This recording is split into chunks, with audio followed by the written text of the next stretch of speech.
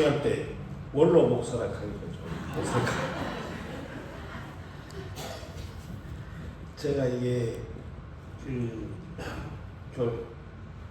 은퇴를 하고 난 뒤 나도 이제 이리저리 돌아다니지 말고 내가 고향 같은 데 가서 살았으면 좋겠다라고 생각했는데 딱 두 군데가 생각이 나서 하나는 송악에서 그 근처에 집을 하나 마련하고 내가 살았으면 좋겠다. 또 하나는 그 마석이라고 있던데 그 남양주에 마석이라고 돼 있는데 그 마석 두 군데가 생각이 났어요. 하나는 이 송악은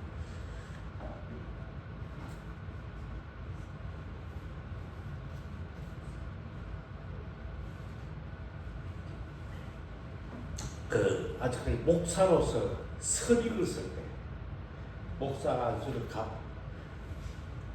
받고 뭔가 의욕은 뭐 강한데 어떻게 해야 될지 모르고 한참을 때 그때 뭐 목회라는 것도 사실상 훈련이 잘 안 돼 있었을 때 이기 와서 이 송악교회에서 말하자면 시행착오를 많이 했죠.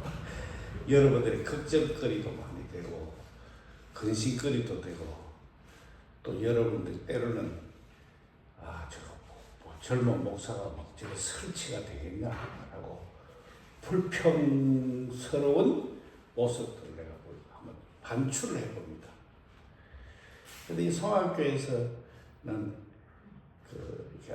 또 하나는 왜 마석을 생각했냐면 마석은 내가 감리교회에서 비서실장을 하다가 뭐냐면 소위 하방을 당했어요. 하방을 당해가지고 기도원 지기가 있는데 거기에서 내가 뭘 만들었냐면은 학교를 만들었어요. 대안학교를 만들어 삼돈학교를 만들어서 지금 이제 한 20몇 년이 됐는데 그때 제일 내 인생에서 제일 추억이 남는 데가 두 군데야. 그 학교를 만들려고 하니까 기존의 학교를 운영하는 이사장님이나 이런 사람들이 저 감리교 목사가 철이 없다. 학교를 만든다는 게 거의 가능한 일이냐. 그래가지고 그냥 비난도 많이 받고 욕도 많이 먹었는데 근데 그때 내가 굉장히 보람 있는 일을 했다. 지금 생각해보면 그렇고 이 송악교회를 말하자면 한 내가 5년, 6년 있었는데 지금 생각하니까 내 목회에서 가장 빛나는 시기였다는 생각을 내가 해봤습니다. 그래서 내가 이제는 만약에 가서 살 수 있으면 송악 근처에서 한번 살아봤으면 좋겠다. 그래서 마석에 가서 한번 살아봤으면 좋겠다. 마석에 진짜 이사를 갔었어요. 가가지고 한 1년 반 살다가 서울로 다시 되돌아왔습니다. 실패를 했어요. 근데 거기에는 왜 실패를 했나 이래서 생각하니까 옛날에 같이 이게 호흡을 나누고 같이 했던 사람들이 다 떠난 공간이었고 그래서 송악에 한번 살면 어떨까라는 생각하는 미련이 있는데 근데 가만히 생각하니까 여러분들 별로 합류할 것 같지 않았습니다. 괜히 실험이 돼가지고 교인들의 갈등의 요소가 될까 싶어서 그냥 한 번씩 이렇게 방문하는 게 좋겠다 생각했는데 마침 담임 목사님께서 송악교 74년 4주년이 됐다고 한번 와주셨으면 좋겠다. 마침 그때 내가 다른 약속이 있어가지고 못 오고 오늘 이렇게 불러주셔서 감사합니다. 이게 반가운 얼굴도 보니까 많이 늙은 분들도 계시고 또 옛날에 젊은 그 새색시 같은 얼굴을 그대로 유지하고 있는 분도 계셔서 이 세월이 이게 무게를 어느 누구도 피할 수 없는데 여러분들이 다 잘 사신 것 같아서 참 반갑습니다. 오늘 내가 이게 이야기를 하는 거는 이 송악교회를 생각하면은 많은 사람들이 떠올라요. 그때 근사님들이 그때 송악교회 그 근사님들이 굉장히 이게 안정되어 있는 분들이었고 신앙에 이게 내가 실수를 해도 흔들리지 않는 분들이고 그 장로님 두 분이 계셨는데 우리 이영식 장로님과 신태식 장로님인데 지금 생각하니까 제 아버지 같은 사람들이었어요. 그래서 젊은 목사가 뭘 하락하면은 아마 못마땅했겠지만은 잘 지켜봐주고 했던 기억. 그리고 우리 청년들 특히 청년들하고 별짓 다 했습니다. 수세 싸움도 하고 뭐 하다가 그 신용협동조합을 만들었던 기억이 납니다. 저기 교회 사무실에는 저기다가 신협 사무실을 만들어가지고 했던 기억들. 그래서 만약 그때 조금 더 신협에 열심히 했다면 지금 굉장히 큰 금융기관이 됐을 건데 하는 아쉬움도 있고 뭐 등등 한국 교회가 해야 될 실험을 이 송악교에서 다 했습니다. 그때 농민들을 위해서 살아야 되겠다 하고 내가 그때 이제 결심을 한 거는 잘난 사람들은 다 서울 가고 나는 이 송악에서 농민을 위해서 한번 살아보자고 결심을 했는데 내 뜻대로 안 돼서 늘 아쉬운 거는 내가 송악교회를 떠난 걸 뭐라 했냐면 서울로 간 허수아비, 김수아비 이렇게 해서 내가 어릴 때 젊었을 때 농촌에서 농민들과 함께 목회하는 목사로서 살아봐야 되겠다고 생각을 했는데 여의치 못해가지고 서울로 가기 위해서 이게 늘 이게 내가 내 젊었을 때의 결심을 배반한 사람이라고 생각을 해서 늘 내가 서울로 간 김수아비, 허수아비가 김수아비라고 이렇게 나를 이야기하고 있고 이런 생각을 했습니다. 이 이야기가 너무 쓸데없이 설교를 안 하고 길게 지어서 미안합니다. 오늘 우리 유아원 아이가 유치부 아이가 읽었던 성경 말씀이 우리 초대교회의 모습이 어떤 모습인가 가장 잘 보여주고 있는 말씀입니다.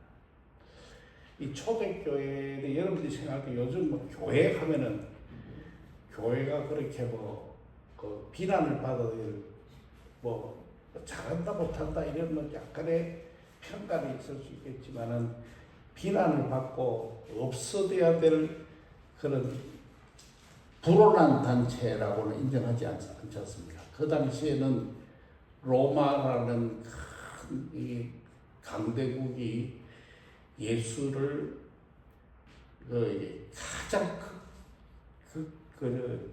잔인한 처형 방법인 십자가의 못을 박아 죽였기 때문에 예수를 주님으로 고백하는 게 녹록하지 않아요. 목숨을 걸 수밖에 없는 그런 어려움이었고 당국도 기독교인들이 모이는 곳에 박해를 철저하게 가해서 소위 숨어 있을 수밖에 없는 그런 교회 집단입니다. 요즘 교회로 생각하면 안 됩니다. 그런데도 그 어려운 정치적이고 여러 가지 어려운 여건 속에서 교회가 조금만 성장하고 발전할 수 있게 된 것은 많은 이유가 있지만 그 중에서 그 초대교회를 이루고 있었던 이름 없는 헌신적인 교인들이 있었기 때문에 그 교회가 알차게 되고 교회가 발전하고 전 세계의 교회로 자리를 잡게 되는 것입니다. 그런데 그 가운데 제가 성경을 읽다가 딱 눈에 띄는 사람이 누구냐면 바나바라는 사람입니다. 이 바나바라는 사람 본래 이름은 요셉. 뭐 성경에 보면 요셉이라는 이름 많잖아요. 그 요셉이라는 우리나라로 말하면 영희, 철수 이런 같은 평범한 이름을 가지고 있는 요셉이라는 사람이었는데, 특히 요셉은 어디 사람이냐면 키프로스, 지도를 보면 조그만 중동적인 조그만 섬인데, 우리가 말하면 뭐 제주도, 안 그러면은 저 강화도 뭐 등등 이런 조그만 섬에서 살한 섬 사람이에요. 촌 사람입니다. 근데 이 사람이 이 사람이 그 예수의 제자들이 이 사람을 이런 요셉이라 하지 말고 이제 이름을 바꿔라, 바나바라 해라 했는데, 이 바나바라고 이름을 바꿔준 사람이 어떤 사람이냐면, 바나바라는 뜻이 뭐냐면 위로의 사람.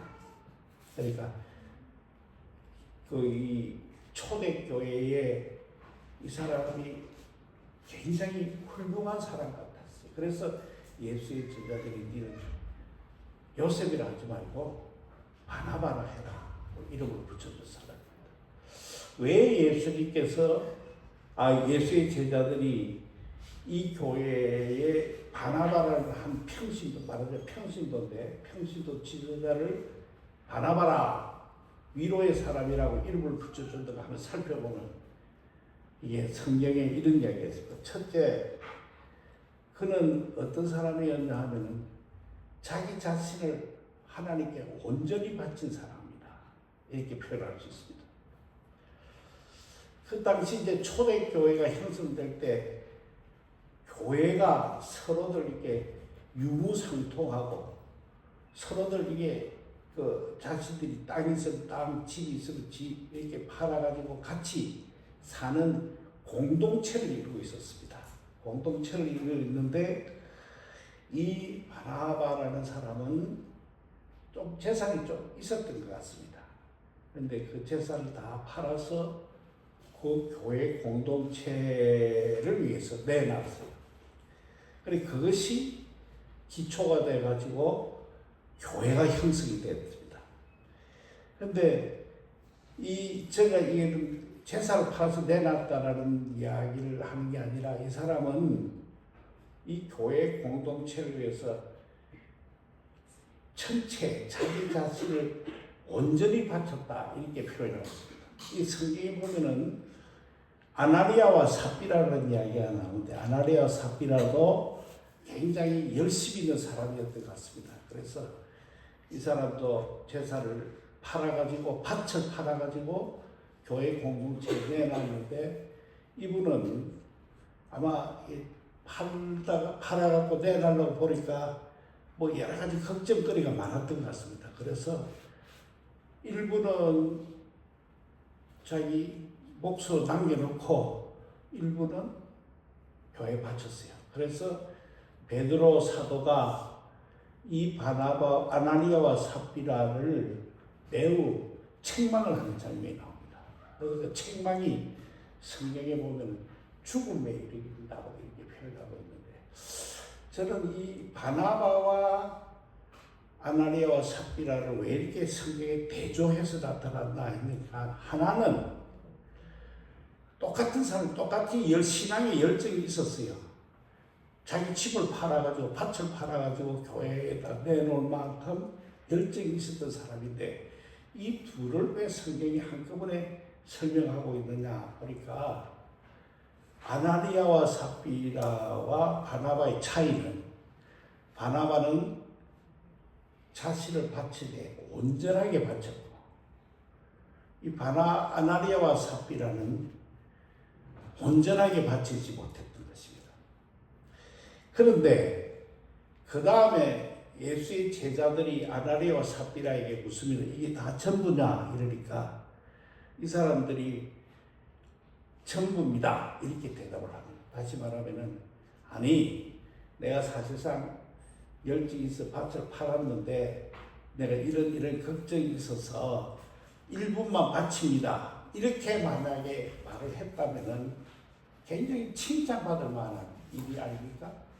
하나님 집을 밭을 팔 만큼 열정적이고 교회 공동체를 위해서 헌신한 사람인데 이 사람이 이 시험에 걸린 거 뭐냐면 오늘날 우리 신앙인들에게 하나님은 밭을 팔았다, 집을 전세세를 바쳤다 이게 문제가 아니고 우리에게 하나님께서 요구하는 것은 네가 온전하게 예수를 믿느냐. 그 다음에 두 번째 질문, 정직하냐. 우리가 신앙생활 하다 보면 실수도 할 수 있고 잘못할 수 있고 사람과의 관계에 불편을 끼칠 수도 있고 늘 우리는 불완전한 인간입니다. 완전한 그리스도인이 되려고 추구는 하지만 우리가 완전한 그리스도인이 되기는 거의 불가능합니다. 우리 인간이기 때문에.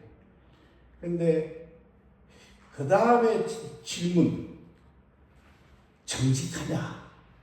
근데 우리는 적어도 불완전하게 살았기 때문에 하나님께서 물을 때 내가 정직합니다. 하나님, 내 마음에는 이랬습니다. 나는 이렇게 생각을 했는데 지금 생각하니 잘못됐습니다. 하고 고백할 수 있는 신앙인.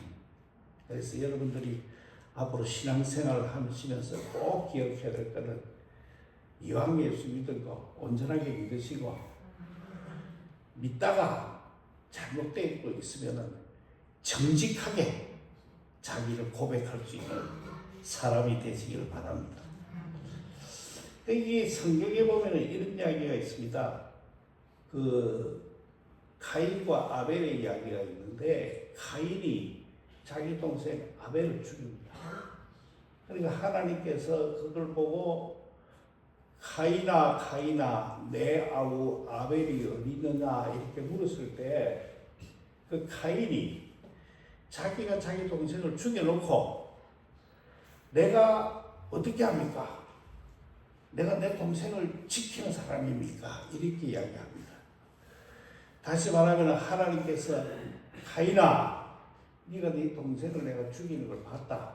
이 가인을 아벨을 어떻게 했느냐라고 하나님이 물으시는데 그럴 때 하나님 내가 질투의 눈이 어두워서 내 동생에게 못할 짓을 했습니다. 용서해 주십시오 하고 무릎을 꿇었다는 하나님께서 이 가인을 그렇게 내쳤을까?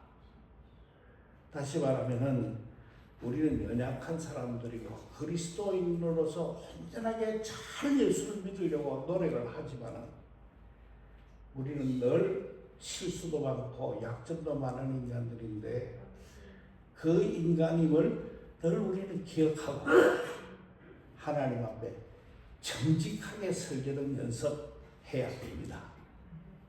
이 일을 여러분이 꼭 기억하시길 바랍니다. 우리가 신학교 다닐 때 십계명을 우리 외우지 않습니까? 십계명이 여러분 굉장히 멋있는 말인데 지키기가 어렵습니다. 그래서 우리가 신학교 때 11계명을 배웠습니다. 11계명이 뭔지 가르쳐 줄까요? 한번 따라해요. 들키지만 마라. 그러니까 늘 우리가 이게 하다가 목사로서 살락하니까 굉장히 멋있고 정직하고 능력 있는 것처럼 이야기하지만은 늘 부족함이 느끼니까 안 들키면 되지 뭐. 나쁜 짓 해도 안 들키면 된다. 이런 생각을 할 때도 있었습니다. 근데 지금 생각하니까 얼마나 어리석은 일인지. 여러분들도 꼭 기억해야 될까. 여러분들에게 우리가 이왕 예수를 믿게 되었으니까 11계명은 없습니다. 10계명만 있습니다. 세상 사람들은 11계명이 있었어요. 나쁜 짓 하고 도둑질하고 이웃에게 해를 취해도 안 들키면 벌 안 받습니다. 근데 우리 그리스도인에게는 양심의 법이라는 게 있어서 세상 다른 사람들이 다 몰라도 하나님은 아시니까 들키지만 말하라는 11계명이 여러분에게 없습니다. 불행한 게. 그러니까 딱 10계명만 해오시고 10계명만 가지고 일을 해보시길 바랍니다. 그 다음 두 번째, 내가 이제 여러분에게 위로의 말씀을 하나 드리겠습니다. 우리 기독교인에게 위대한 그건 하나님께서 우리에게 회개의 은총을 주신 겁니다.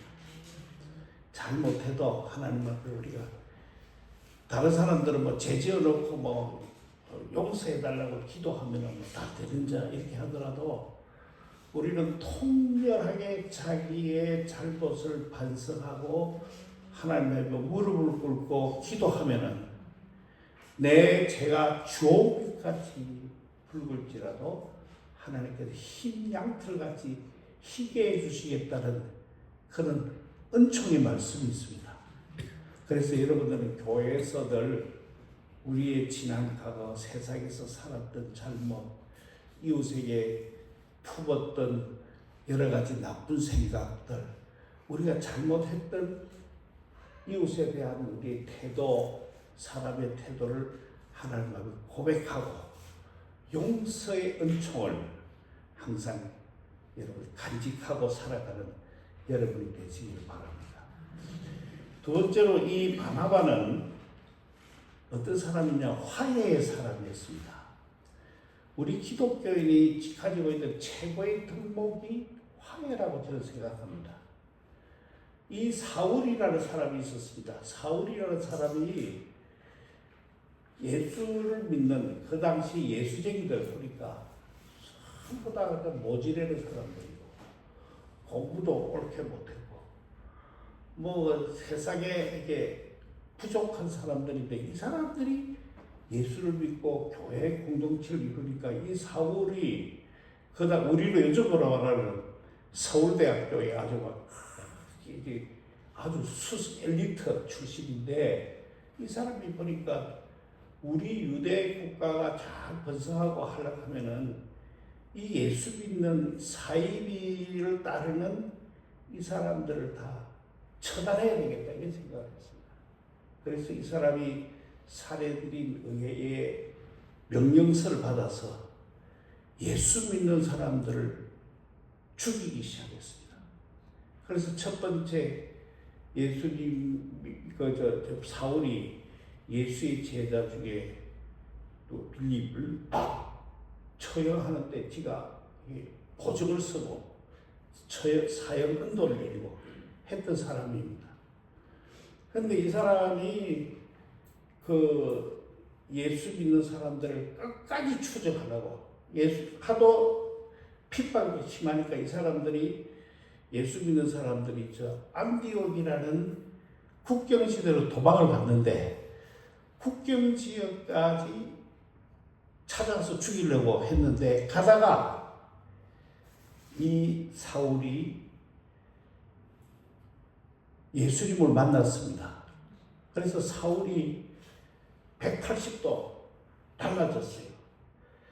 그런데 사실상 달라졌지만은 내가 이때까지 예수를 핍박했던 사람이 있는데 내가 예수를 만나서 내가 예수의 제자가 됐습니다 라고 이야기를 해도 그 당시 예수 믿는 사람들 얼마나 잔인하게 처형을 했든지 이 사울을 인정하는 사람이 없었습니다.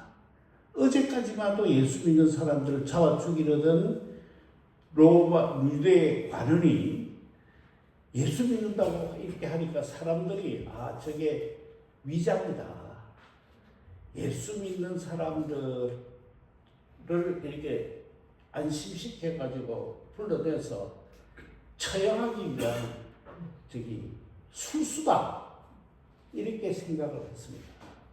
사실상 우리나라 역사에도 그런 게 있습니다.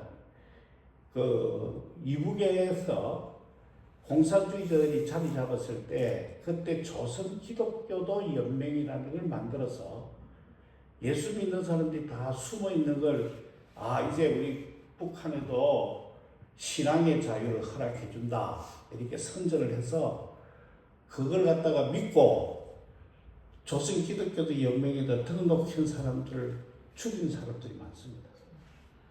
그래서 이제 이렇게 사람들은 사울을 그렇게 생각했는데 이 바나바는 이 사울을 보고는 사울의 진심을 알았습니다.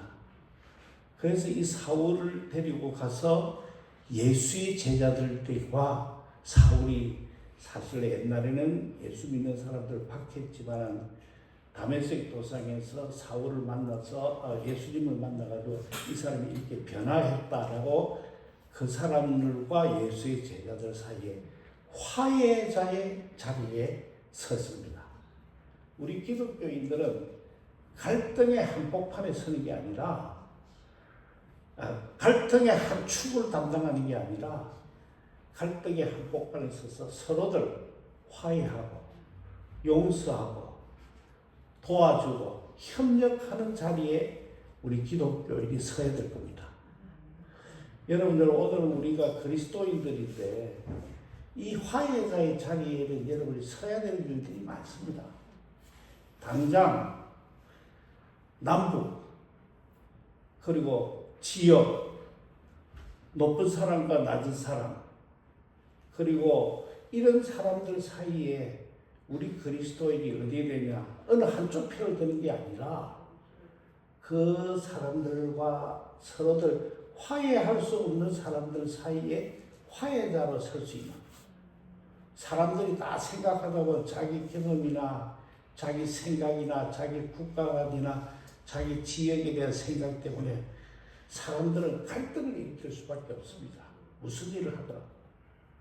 그럴 때 여러분들은 나는 예수 믿는 사람이니까 내 생각과 내 고집, 내 주장만 할 것이 아니라 어떻게 화해할 수 있겠는가. 이 화해자의 자리에 설 수 있으면 좋겠습니다. 매우 힘듭니다. 이 일은. 그냥 자칫 잘못하면 오해받기도 쉽고 이 사람한테 이야기하면 니는 왜 저 사람 편만 듣냐. 저 사람 이야기 들으면 니는 왜 저 사람 편만 듣냐고 해서 서로들 양쪽으로부터 배척받기 쉬운 자리가 화해자의 자리입니다. 그런데 만약 우리 그리스도인들이 우리 한국의 교인들이 갈등의 한복판에 서서 주의 주장만 하는 게 아니라 화해자의 자리에 서겠다고 결심한다면 우리 한국 사회는 얼마나 편안하고 복 있는 사회가 되겠느냐. 여기에 살고 있는 송악지역 사람들도 갈등을 해소시키는 화해자의 자리에 송악교 교인들이 있다고 한다면 이 마을도 얼마나 평화로운 마을이 되겠느냐 하면 이런 생각을 해봅니다. 그러면 어디까지 할 수 있겠느냐? 예수님께서는 뭐라고 말씀했냐면 원수까지도 사랑하라. 내가 말하니 네가 내한테 잘해주는 사람한테만 사랑하면 그게 무슨 의미가 있느냐? 이방인들도 그렇게 한다. 그런데 너를 미워하고 너를 악담하고 너를 저주하고 네한테 원수에게도 너는 화해자의 자리에 서라고 말씀하셨으니까 우리 송악교 교인 여러분들도 이 화해자의 자리에 설 수 있도록 여러분들 애써 노력하시기를 바랍니다. 그 다음에 설교가 너무 길어질까 미안한데 그 바나바는 이게 초대교회의 굉장히 좋은 지도자였어요. 안디옥이라는 마을이 있는데 이기는 예수 믿는 사람들이 도망을 갔어요. 그런데 그 안디옥에는 교회가 하나 세워졌는데 교회가 뭔지 신앙이 뭔지 예수가 뭔지 모르는 사람들이 그냥 이렇게 모여서 이렇게 세워졌는데 그래서 이 사람들이 우리에게 기독교가 뭔지 신앙이 뭔지 우리에게 가르쳐달라 해가지고 예루살렘 교회에다가 요청을 했어요. 그래서 예루살렘 교회에 예수의 제자들이 누구를 보내냐면 바나바를 이 안디옥 교회에 보냅니다. 그래서 이 바나바가 이 안디옥 교회를 잘 지도를 해서 이 안디옥 교회가 우리 전 기독교 역사에서 최초의 멋있는 교회가 되는데, 이 안디옥 교회는 어떤 교회냐 하면은, 첫째 우리가 기독교라고 그러지 않습니까? 크리스찬이라고 그러죠. 크리스찬이티 영어로 말하면. 그런데 그리스도인에 속한 사람이라고 해서 그리스도인인데, 이 그리스도인이라는 이름은 우리가 스스로 우리가 그리스도인이라고 붙인 게 아니라 주변의 사람들이 저 사람들은 예수에게 속한 사람이라고 이름을 붙여줬어요. 그런데 이 안디옥 교회들이 얼마나 성실껏 예수의 제자가 되어 있는 것을 보고 이 바간 사람들이, 이 안디옥 교회가 저 사람들은 그리스도인입니다, 이렇게 이름을 붙였습니다.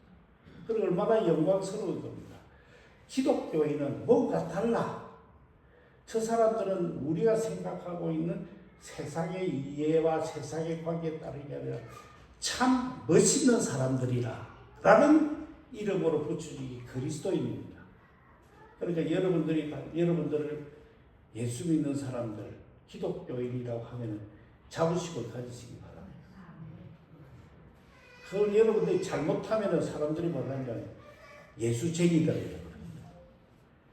저 예수쟁이들, 저것들끼리 똘똘 뭉쳐가 댕기고 거짓말은 더 많이 하고 예수 믿는다고 하면서 못된 거는 다 하는 그 예수쟁이, 그 예수쟁이라고 합니다. 그래서 여러분들이 그리스도인이라는 안디옥 교회가 그리스도인이라는 이름을 얻게 됐고, 그 다음에 이 안디옥 교회는 어떤 교회였냐면은 이웃에 그때 예루살렘인데 많은 흉년이 들었어요. 그래서 이 안디옥 교회가 자기들도 가난하지만 헌금을 모아가지고 가난한 지역에다가 부조를 했습니다. 그래서 최초로 요즘으로 말하면 성교비를 최초로 보낸 교회가 이 안디옥 교회입니다. 그래서 이 안디옥 교회에서 그렇게 해서 이렇게 하다가 다른 데다가 복음을 전하는 선교사를 최초로 파송한 교회가 이 안디옥 교회입니다. 그러니까 이 안디옥 교회가 얼마나 멋있는 교회가 되었습니다. 이 교회를 지도한 사람이 누구냐면은 바나바입니다. 예수의 제자들이 아니고 바나바라는 사람. 이 바나바라는 사람의 지도 때문에 이 안디옥 교회가 그리스도인이라는 이름을 얻게 됐고, 최초의 선교사를 파송한 교회가 됐고, 최초의 어려운 이웃들에게 부족한 어려운 이웃들을 그냥 우리끼리 잘 살면 된다가 아니라 어려운 이웃들을 위해서 헌금해가지고 보낸 그런 교회가 됐습니다. 이게 다 바나바의 지도 때문입니다. 그런데 이 바나바가 이 안디옥 교회를 갈 때 누구를 데리고 갔냐면은 예수를 핍박하던 사울이라는 사람을 데리고 가가지고 사울을 신앙적으로 잘 교육해서 나중에 기독교의 위대한 선교사 바울이 되게 했습니다. 그러니까 이 성경은 이렇게 이야기하고 있습니다. 바나바는 착한 사람이요, 성령과 믿음이 충만한 사람이다, 이렇게 표현하고 있습니다. 여러분, 나는 이 대목을 읽으면 때마다 늘 이게 마음이 울리고 불안함이 타는 게 있습니다. 이 사람을 성경은 뭐라 했냐면 착한 사람이라고 했어요. 여러분, 오늘날 이 험준한 세대에 여러분들의 아이들이 착한 사람이 되기를 원하는 사람 손 한번 들어보세요. 똑똑한 사람이 되기를 원하는 사람. 여러분들이 한번 생각을 해보세요. 내 아이를 똑똑한 사람이 되게 하기 위해서, 공부 잘하는 사람이 되게 하기 위해서 학원도 보내고 뭐도 보내고 노력도 하고 온갖 정열을 다 쏟지만은 내 아이가 착한 사람이 되게 하기 위해서 여러분들 어떻게 헌신하고 있습니까? 우리 장로님은 다 좋은데 너무 착해. 이게 무슨 뜻입니까? 좀 모질라는 뜻 아니?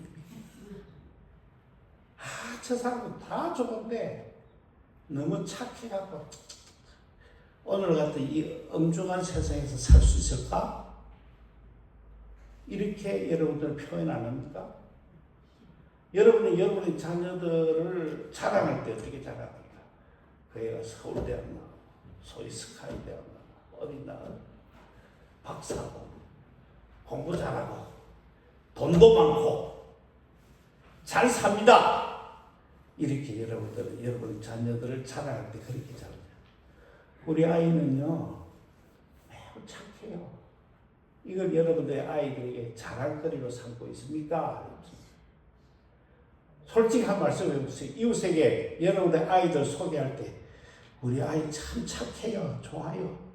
이렇게 자기 아이에게 자부심을 가지고 그렇게 착하다고 칭찬해 본 예가 있습니까? 네.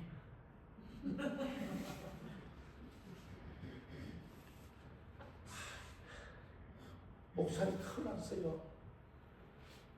쟤는 너무 착해가고 이 험한 세상에서 어떻게 살는지 모르겠어요. 이렇게 걱정하는 사람 내가 많이 봤기 때문에. 그런데 여러분, 저도 뭐 짧은 세월이지만 세월이니까 많은 사람 만났습니다. 나는 뭐 어떻게 좀 별난 목사라서 교회뿐만 아니라 정치인들도 만나고 이 세상에 뭐 이름 있는 사람들 다 만나봤는데 내가 만나고 싶은 사람, 지금도 우정을 가지고 같이 지내고 싶은 사람은 권력이 있는 사람도 아니고 공부를 잘하는 사람도 아니고 똑똑한 사람도 아니고 착한 사람이에요. 선량한 사람. 내가 이게 저 사람이 착하다고 생각할 때 그 사람에게 내가 마음을 주지만 똑똑한 사람에게는 처음에 일을 도모하는데 똑똑한 거는 좋지만은 그렇게 정이 안 가요.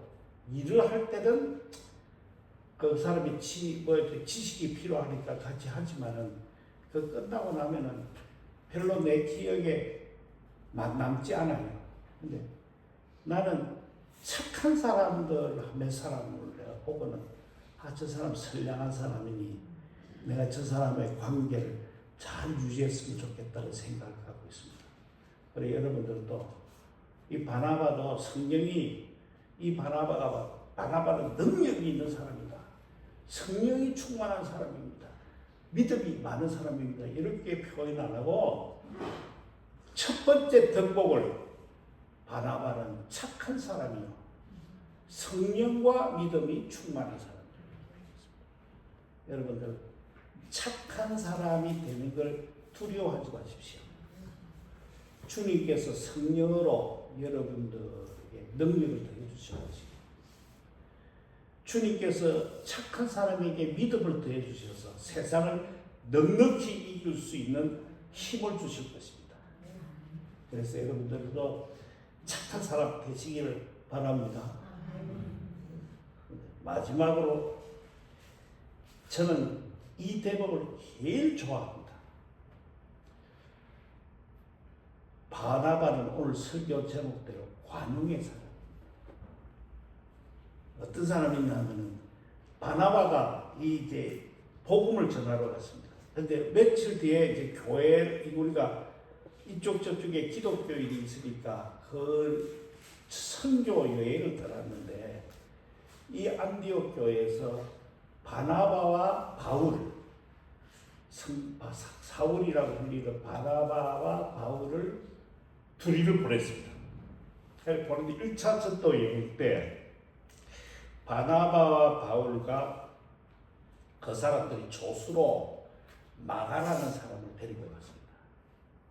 근데 이 마가가 젊으니까 가다가 그냥 전도대에서 이탈을 합니다.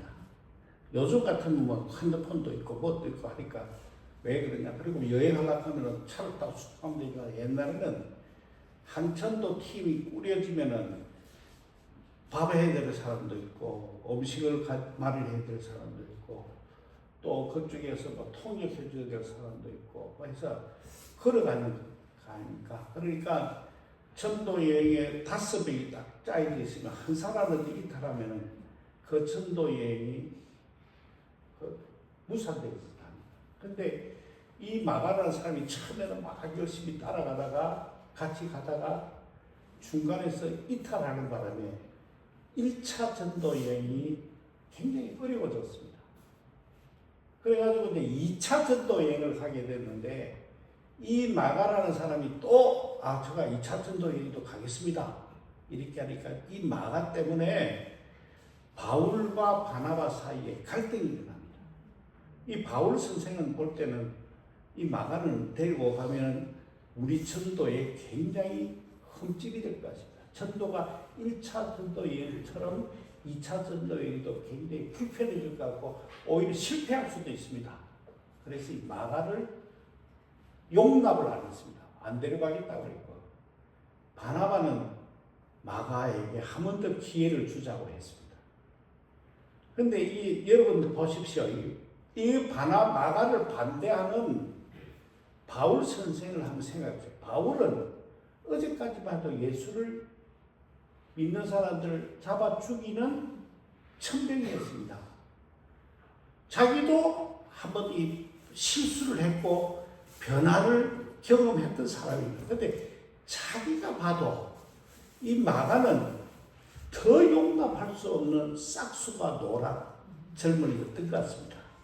그래서 자기를 잘 양육하고 화해를 시켜주고 자기에게 안디옥 교회에 데리고 와서 자기 신앙의 교육을 시켰던 말하자면 신앙의 아버지 같은 사람이 바나바입니다. 바나바와 바울이 다투면은 바나바가 이겨야 되는데 이 사울이 끝까지 이 마가가 안 된다. 하니까 아마 마가가 1차 전도여행 때 사고를 쳐도 엄청나게 친 것 같습니다. 그래서 둘이서 이 성경에 보니까 바울과 바나바가 심히 다투었고 그래서 둘이가 그러면은 우리 같이 가기 어렵다 헤어지자 해가지고 바울은 실라라는 제자를 데리고 전도여행을 갔고 바나바는 마가를 데리고 갔습니다. 그래서 성경에 보면은 바나바라는 이름은 더 이상 나타나지 않습니다. 그다음 바울과 실라 성경의 사도행전을 보면 바울과 실라라는 이름이 나타나지만은 바나바라는 이름은 역사의 화면에서 사라집니다.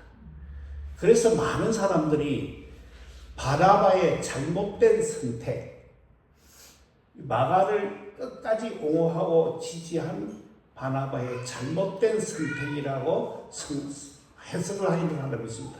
그런데 아닙니다. 보십시오.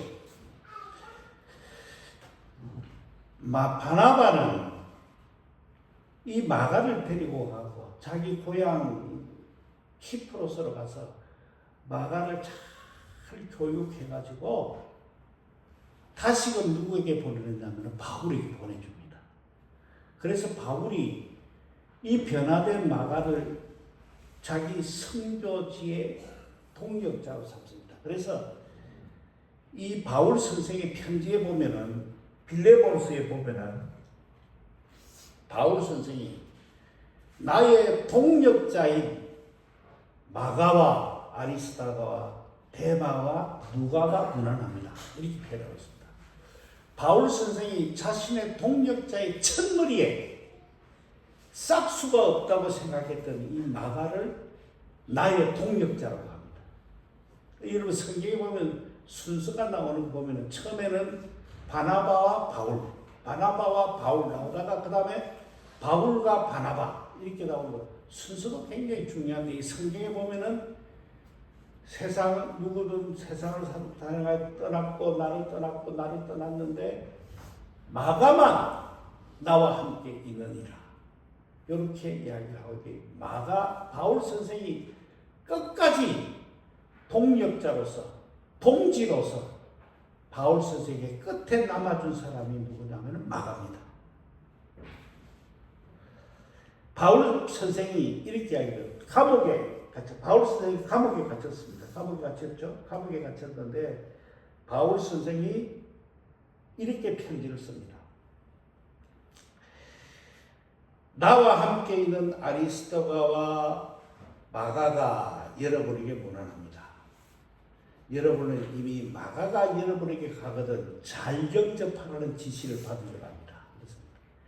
바울 선생이 데마도 아까 이게 성경에 보니까 아리스가와 데마 이 사람들이 내 동역자라고 하는데 그 사람들이 데마도 세상을 사랑하여 나를 떠났고 누구도 나를 떠났는데 마가만 함께 있느냐. 사람이 동지라는 게 뭐예요? 가장 힘들었을 때, 가장 내가 아플 때, 가장 내가 불행하다고 생각할 때, 가장 내가 고통스럽다고 생각할 때 옆에 있어주는 사람이 진정한 친구지. 내가 잘 있고 내가 부유하고 내가 편안하고 할 때 주변에 친구들이 많지만은 내가 힘들고 고통스럽고 눈물 날 때 나와 같이 있는 사람, 그 사람이 친구 아닙니까? 이 바울 선생이 세상에서 막 힘을 하고 역사를 하고 할 때는 사람들이 바울 선생이 많이 쫓아다녔지만 바울 선생이 로마 병정에 잡혀서 감옥에 갔을 때 그 바울 선생과 함께 감옥에 갇힌 사람이 누구냐 하면 마가입니다. 그리고 이렇게 이야기를 합니다. 나중에 이제 바울 선생이 이렇게 됐습니다. 자기가 곧 죽을 것 같다는 걸 직감하고 자신의 일을 맡길 사람을 찾는데 바울 선생이 편지에 이렇게 되어 있습니다. 전제와 같이 내가 벌써 부어지고 전제가 내가 곧 죽을 때가 됐고 나의 떠날 시간이 내가 이 세상에 떠날 시간이 가까웠다. 너는 어서 속히 내게 오라. 누구에게 보낸 편지냐면 디모데에게 보낸 편지입니다. 디모데야, 내 아들 디모데야, 내가 죽을 때가 다 된 것 같으니까 너는 내한테 빨리 오너라. 내 보자. 그렇게 하면서 대마는 이 세상을 사랑하여 나를 버리고 데살로니가로 갔고 그리스게는 갈라디아로 디도는 달마디아로 갔고 누가만 나와 함께 일이가 있다. 바울 선생이 지금 아까 동역자들인 사람들은 다 세상을 떠나서 다 떠나버렸고 나는 누가만 함께 있는데 아들 디모데야 빨리 오너라. 이렇게 표현하고 있습니다. 그대가 올 때 마가를 데리고 오십시오. 바울 선생이 이 디모데에게 올 때 마가를 데리고 오십시오. 그 사람은 나의 일에 요긴한 사람입니다. 이제 죽을 때가 됐으니까 내가 내 일을 맡기고 싶은 사람, 그게 누구냐 하면은 마가입니다. 그대가 올 때 혼자만 오지 말고 마가를 데리고 오십시오. 그렇게 했습니다. 그리고 이 마가는 초대교회의 아주 위대한 신앙의 그 지도자가 됩니다. 베드로 선생이 베드로 후서에 보면은 베드로 전서에 보면은 베드로 선생이 마가를 일컬어 나의 아들이다 이렇게 표현합니다. 그리고 베드로 선생의 편지에도 베드로 선생은 여러분과 함께 택하심을 이룬 베드로에 있는 자매교회와 나의 아들 마가가 여러분에게 문안합니다. 이 싹수가 없다고 바울 선생님도 버리고 싶었던 이 마가가 바울 선생이나 베드로 선생의 아들이라고 불릴 만한 위대한 신앙의 업적을 가지고 있습니다. 마지막으로 우리가 성경에 보면은 예수님의 생애를 쓴 게 마태복음, 누가복음, 마가복음, 누가복음, 요한복음이라고 있는데 성사학자들이 이 마태, 마가, 누가, 요한의 특징을 잘 설명하다가 하는 게 제일 먼저 쓰여진 성경이 마가복음이다. 이 마가복음을 보고 마태복음도 쓰여졌고 이 마가복음을 기초로 해서 누가복음도 쓰여졌고 그걸 기초로 해서 요한복음도 쓰여졌다. 이 최초의 예수의 복음을 예수의 행적을 제일 먼저 기록한 것이 마가복음이다. 그럼 이 마가복음은 누가 썼느냐? 마가라는 사람이 썼다. 근데 이 마가는 누구냐? 바울 선생이 싹수가 없고 앞으로 희망이 없다고 본 이 마가라는 사람이 있었다. 만약에 바나바와 바울 사람 둘이서 갈등을 하다가 바울 선생의 주장대로 바나바가 이 마가를 버렸다고 한다면 오늘날 우리가 갖고 있는 마태복음, 마가복음, 누가복음, 요한복음이 없었을 수도 있습니다. 이 마가라는 사람은 우리 교회에 매우 귀중한 보물 같은 사람인데 이 보물 같은 사람을 품어준 사람이 누구냐? 다른 사람들은 다 실수했고 전도 이게 실패라고 잘못을 했다고 그냥 정죄할 때 그 사람을 끌어안고 포용해주고 그 사람에게 새로운 교육을 시켜주고 심지어 싹수가 없다는 바울 선생에게 보내줘서 바울 선생의 위대한 전도 여행을 완성시켜 주게 한 사람이 누구냐? 그게 바나바입니다. 그래서 저는 성경에 보면 바울 이야기하는데 나는 바울보다 더 위대한 사람이 바나바라고 생각합니다. 우리 송학교의 성도 여러분들이 이 바나바와 같은 사람이 됐으면 좋겠습니다. 저도 바나바와 같은 사람이 되려고 애를 썼는데 잘 안 돼요. 근데 여러분들 다시 이거 한번 설명하면 바나바는 착한 사람이요. 성령과 믿음이 충만한 사람. 여러분들 삶을 살 때 착한 사람이 되려고 노력을 하시면 우리 주님께서 여러분들과 함께 하시고 여러분의 삶이 복된 삶이 될 것이에요. 자부심과 긍지가 있는 삶.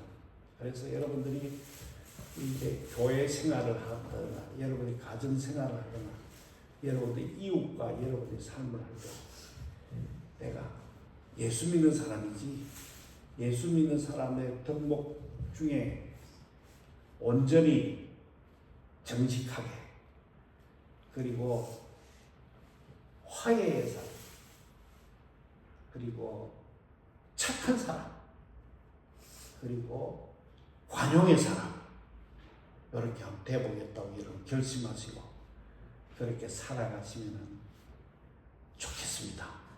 저도 그렇게 살아보려고 노력을 하고 있습니다. 감사합니다.